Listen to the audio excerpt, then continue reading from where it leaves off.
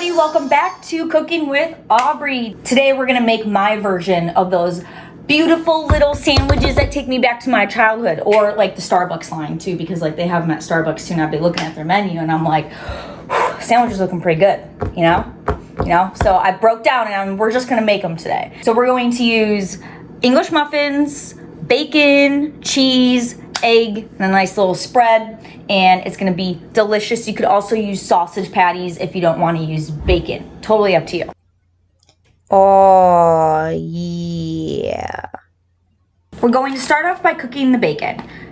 We're gonna cook bacon in the oven because that's the easiest way to cook bacon. It's way better than trying to fry it in a pan. When you're frying it in a pan, you know, there's grease popping out at you. You're trying to cram it all into one pan or use multiple pans, but it's so much easier to just do it in the oven. You just put it on a sheet pan, throw it in the oven at 375, and then when it's done, you just take it out. And it's so much easier. And it's a lot cleaner because you don't have grease everywhere, you know? This is just thick cut Applewood bacon from Fresh Thyme. I got it from the butcher section. You can use whatever bacon you'd like. I just really like the Applewood kind. So all you do is you just put it on a sheet pan and you just throw it in the oven. So easy. What's your favorite childhood recipe or meal that you would eat? Do you still eat it? Do you make it a little bit differently? Do you make it better, or do you keep it the same? Because I feel like all of my favorite childhood like foods, I still like to eat them, but I make them totally different now, and it's not the same way that I ate them when I was growing up. Just gonna put this in the oven at 375 until it's done. The bacon is all finished. So much easier than trying to cook it in a pan. It was in the oven for about 15 to 20 minutes at 375. You just take it out whenever the bacon is done to your liking. We're going to make a spread for the sandwich. We're going to use mayo and stone ground mustard. You could use Dijon mustard. I would not recommend yellow mustard, but if that's all you have, that will work as well. This is my favorite mayo in the world. Sadly, I think they might not be making it anymore. I can't find it in any store. Brooke actually had to buy this in bulk and give some to me because that was the only way we could find to buy it, was in bulk. But if you do see this brand, it's called Hain, and it's Safflower Mayo. Super yummy. I'm currently on the hunt for a better, like a really good mayo, because when I run out, I don't know what I'm gonna do. So if you have really good mayo recommendations, please comment that down below. And then also this stone ground mustard is just Fresh Thyme. Dijon would also work, whatever you want. But we want the spread to have a little bit of acid in it. That's why I'm adding the mustard in, because you're gonna have that fatty bacon, you're gonna have the egg that's gonna be fatty from that yolk, and then we're gonna have the cheese, you know, so you just need a little bit of acid to kind of cut through all of the fattiness in this sandwich to have a better balanced bite. So we're gonna mix some mustard with a little bit of the mayo. We're going to do 2 tablespoons of mayo.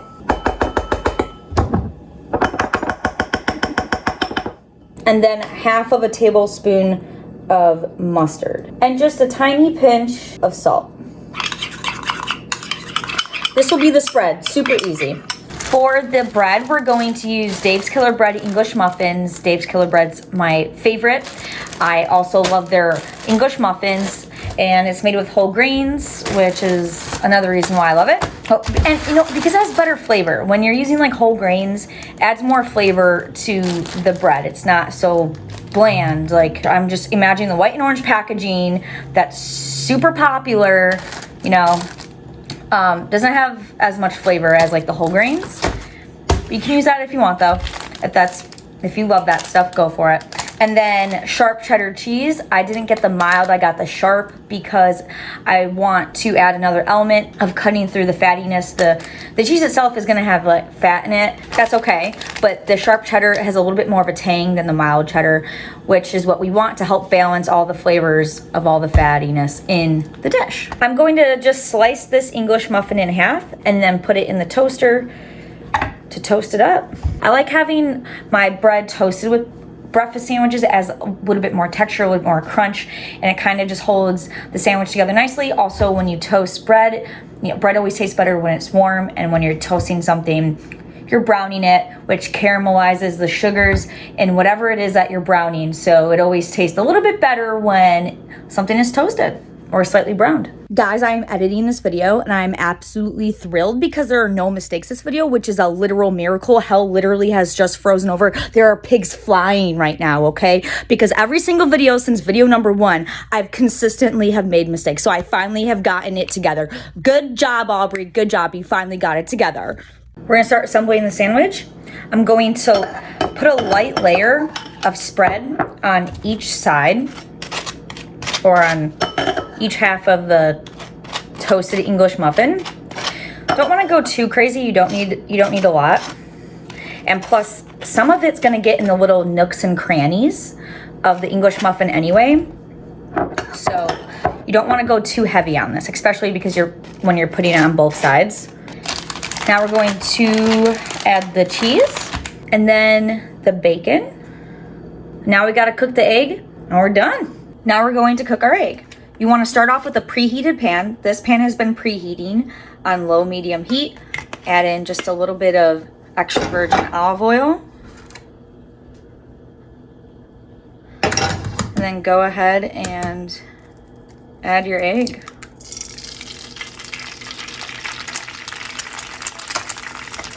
You want to salt your egg. And just a touch of black pepper that will add a little bit of boldness to the flavor profile. And we're gonna do over easy, so when this is about ready to be, when this is almost done cooking through, the white's almost done cooking through, we're gonna flip it over. I'm gonna turn down the heat just a little bit to low heat. You wanna make sure you're using a non-stick pan to help prevent the egg from sticking. And you wanna use a spatula that's flat. This is actually a fish spatula, but the flatter the spatula, the easier it is to get up under the egg and go ahead and flip it. It is ready to be flipped. The white is just about done cooking.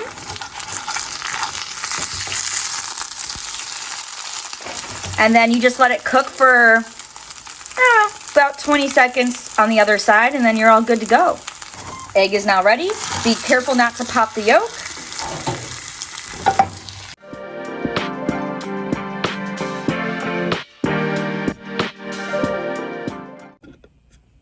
All right, I can't wait to eat this.